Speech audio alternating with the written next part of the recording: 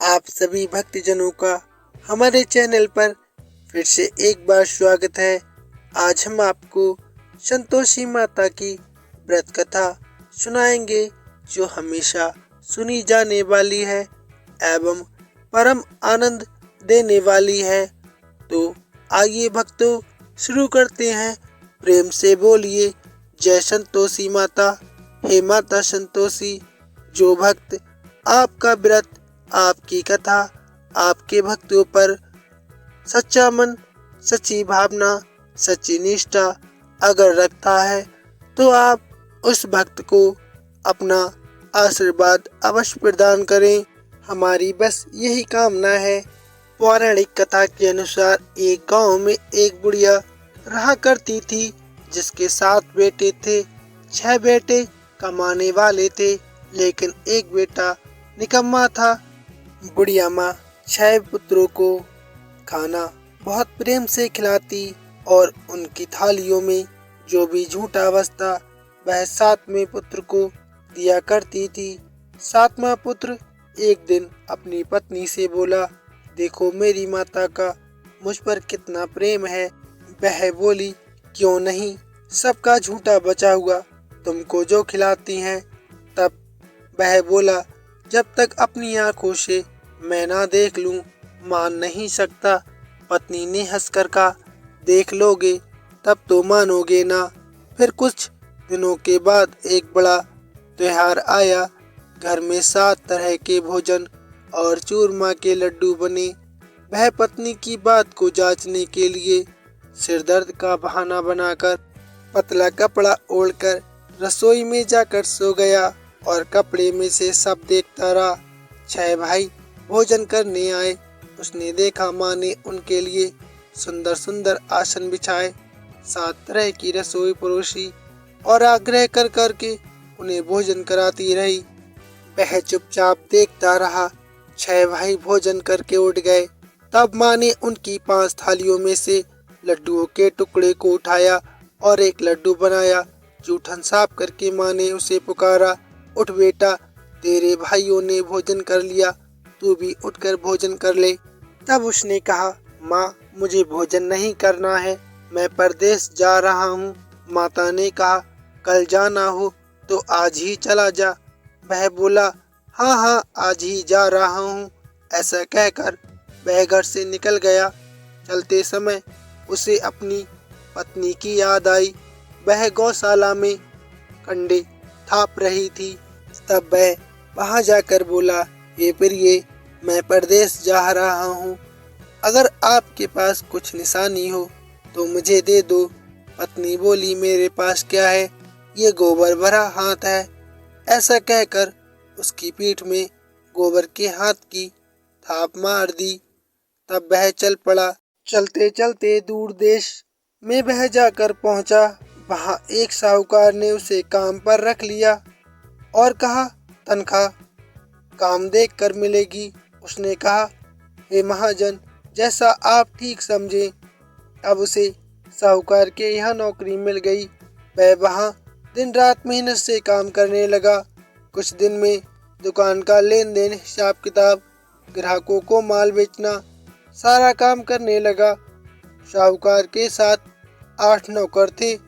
वे सब चक्कर खाने लगे, लेकिन उसने अपनी लगन, परिश्रम और ईमानदारी से सभी को पीछे छोड़ दिया और उसे फिर अपने किए का फल भी मिला।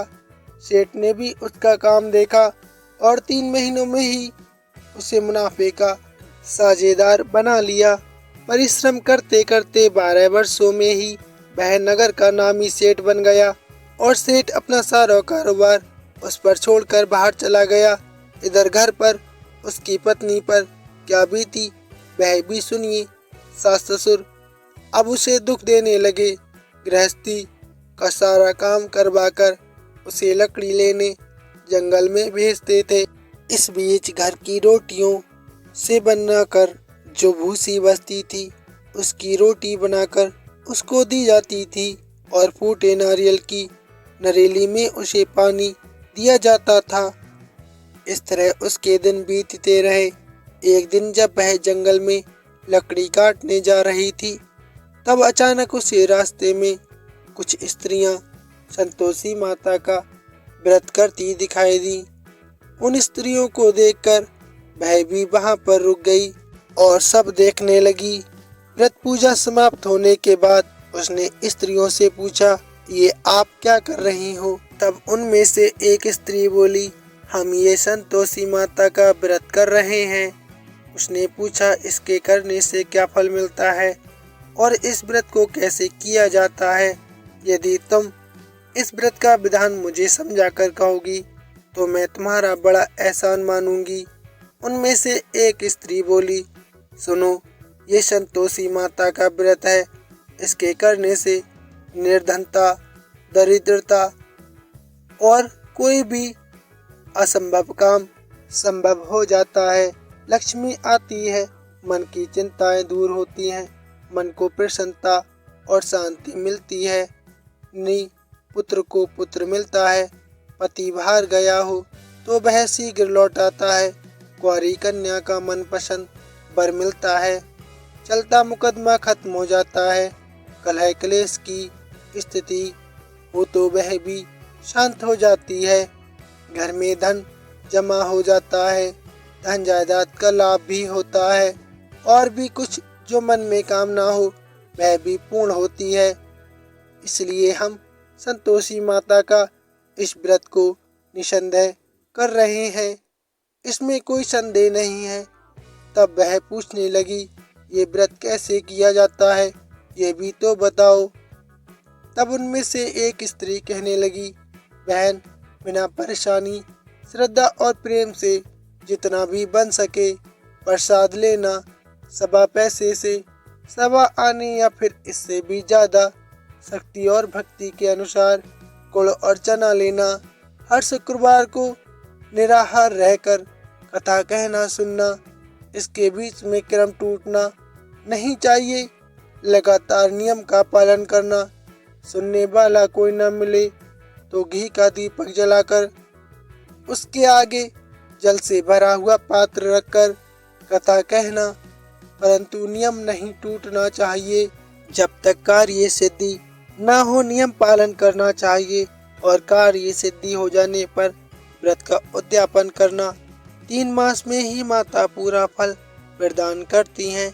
यदि किसी के ग्रह खोटे हों तब भी माता 1 वर्ष में अवश्य उसको अनुकूल वर प्रदान करती हैं। कार्य सिद्धि होने पर उद्यापन करना चाहिए, बीच में नहीं उद्यापन करना चाहिए। उद्यापन में 2.5 सेर आटे का खाजा और इसी के अनुसार खीर और चने का साग बनाना। 8 बच्चों को भोजन करवाना। जहाँ तक मिले देवर, जेठ, भाई, बंधु या कुटुंब के लड़के लेना। ना मिले तो रिश्तेदारों और पड़ोसियों के लड़के बुलाना। उन्हें भोजन कराकर यथाशक्ति दक्षिणा देकर माता का नियम पूरा करना। ध्यान रखना उस दिन घर में कोई खटाई ना खाए। ये सुनकर वह वहाँ से चल पड़ी। रास्ते में लकड़ी के गट्ठर को उसने बेच दिया और उन पैसों में गुड़ चना लेकर माता के व्रत की तैयारी करने लगी। रास्ते में संतोषी माता का मंदिर पड़ा। वहाँ पर जाकर माता के चरणों में वह लेट गई और विनती करने लगी, मैं बहुत दीन हूँ, निपट मूर्ख हूँ, व्रत के कुछ नियम नहीं जानती हूँ, मैं बहुत दुखी हूँ। माता, मेरा दुख आप ही दूर करो, मैं आपकी शरण में हूँ। संतोषी माता को ऐसी करुण पुकार सुनकर दया आ गई। एक शुक्रवार बीता कि दूसरे शुक्रवार को ही उसके पति का पत्र आया और तीसरे शुक्रवार को उसका भेजा हुआ पैसा भी आ पहुंचा। तब तो ये देखकर जिठानी मुंह सिकोड़ने लगी। इतने दिनों बाद पैसा आया, इसमें क्या बड़ाई है। लड़के ताने देने लगे। काकी के पास तो पत्र आने लगे, रुपया आने लगा। अब तो काकी की खूब खातिर बढ़ेगी और अब तो काकी बुलाने से भी नहीं बोलेगी। बेचारी सरलता से कहती, भैया पत्र आए, रुपया आए। हम सबके लिए ही तो अच्छा है। ऐसा कहकर आंखों में आंसू भरकर संतोषी माता के मंदिर में जाकर वह मातेश्वरी के चरणों में गिरकर रोने लगी और कहने लगी, हे माता, मैंने आपसे पैसा रुपया थोड़ी मांगा है। मुझे पैसे से क्या काम है। मैं तो अपने स्वाग से काम है। मुझे अपने स्वामी के दर्शन और सेवा मांगती हूँ। तब माता ने प्रसन्न होकर कहा, जा बेटी, तेरा स्वामी भी जल्दी आएगा। ये सुनकर खुशी से बावली होकर वह घर आकर काम करने लगी। अब संतोषी माता विचार करने लगी कि इस भोली भाली पुत्री से मैंने कह तो दिया है कि तेरा पति शीघ्र आएगा, पर आएगा कहाँ से। वह तो इसे सपन में भी याद नहीं करता। उसे इसकी याद दिलानी होगी। तब माता संतोषी उस बुढ़िया के बेटे से सपन में आकर कहती हैं, अब तू घर जा, तेरी पत्नी तेरा इंतजार कर रही है। वह बहुत दुख से पीड़ित है, उसकी सुध जा कर ले। तब वह बोला, माता मुझे पता है, परंतु मैं यहाँ से जाऊँ कैसे। इतना लेन देन, सारा हिसाब किताब पड़ा है, कोई जाने का रास्ता नजर नहीं आता।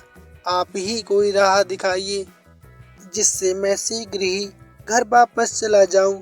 तब संतोषी माता कहने लगी, सवेरे नहा धोकर संतोषी माता का नाम लेना, घी का दीपक जलाकर दंडवत प्रणाम करना और दुकान पर जाकर बैठ जाना। देखते देखते तेरा सारा लेन देन सब चुक जाएगा और जमा माल भी बिक जाएगा। सांझ होते होते धन का ढेर लग जाएगा। अब तो वह अगले दिन सुबह बहुत जल्दी उठा। उसने अपने मित्रों परिचितों से सपन में माता द्वारा कही बात कह सुनाई। वे सब उसकी बात सुनकर उसकी खिल्ली उड़ाने लगे। कहने लगे, कहीं सपने की बात भी सच्ची होती है क्या। लेकिन उनमें से एक बूढ़ा व्यक्ति बहुत समझदार था। वह बोला, देखो भाई, मेरी बात मानो। इस तरह सच या झूठ कहने के बदले देवता ने जैसा कहा है वैसा ही करने में तेरा क्या जाता है। अब बूढ़े व्यक्ति की बात मानकर उसने वैसा ही किया। वह सवेरे नहा धोकर उसने संतोषी माता को प्रणाम किया, फिर घी का दीपक जलाकर दुकान पर जा बैठा। जैसा माता ने कहा वैसा ही हुआ। शाम तक सारा माल बिक गया और धन का ढेर लग गया। वह हैरान हो गया और मन ही मन माता संतोषी का धन्यवाद करने लगा और अपने घर जाने के लिए कपड़े, गहने, सामान आदि खरीदने लगा। सब काम से निपटकर वह अपने घर को रवाना हुआ। उधर उसकी पत्नी जंगल में लकड़ी लेने गई। लौटते समय वह बहुत थक गई। थक जाने के कारण वह संतोषी माता के मंदिर पर विश्राम करने बैठ गई। ये तो उसका रोज रुकने का स्थान था। तब धूल उड़ती देखकर उसने माता से पूछा, हे माते, ये धूल कैसे उड़ रही है। संतोषी माता ने कहा, पुत्री, ये देख तेरा पति आ रहा है। अब तू ऐसा कर, लकड़ियों के 3 बोझ बनाकर एक नदी के किनारे रख, दूसरा मेरे मंदिर पर और तीसरा अपने सिर पर रख। तेरे पति को लकड़ी का गट्ठर देखकर मोह पैदा होगा। यह वहां पर रुकेगा, नाश्ता पानी करके माँ से मिलने जाएगा। तो लकड़ी का गट्ठर उठाकर जाना और बीच चौक में गट्ठर डालकर 3 आवाजें जोर से लगाना, लो सासू जी, लकड़ियों का गट्ठर लो, भूसे की रोटी दो, नारियल के खोपरे में पानी दो, आज कौन मेहमान आया है।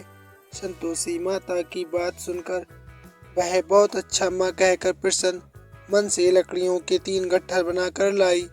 एक नदी के तट पर और दूसरा माता के मंदिर पर रखा।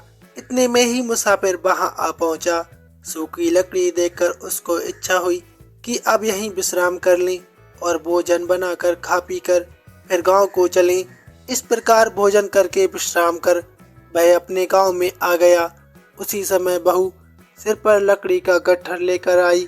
उसने गट्ठर को आंगन में डाला और जोर से 3 आवाजें लगाईं। लो सासू जी, लकड़ी का गट्ठर लो, भूसी की रोटी दो, नारियल के खोपरे में पानी दो, आज कौन मेहमान आया है।